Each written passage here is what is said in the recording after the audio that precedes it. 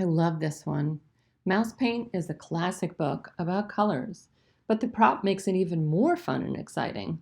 I simply laminated a manila file folder and cut out mouse shapes so that we can see through them. I put a white piece of paper behind the mice because in the story, the mice start out white. The mice get into some paint, and as each mouse falls into the paint, they become that color. I put colored paper on craft sticks so children could put them behind the laminated mouse shapes, and magically they turn that color. Red, yellow, and blue.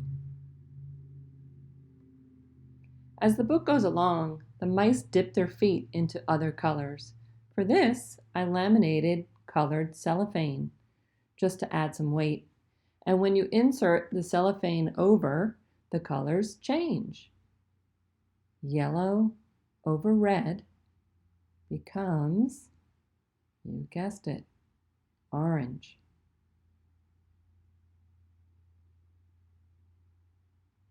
Blue over yellow becomes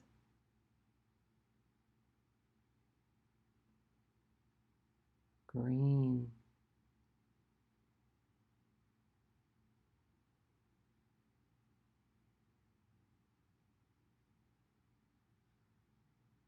And red over blue becomes purple.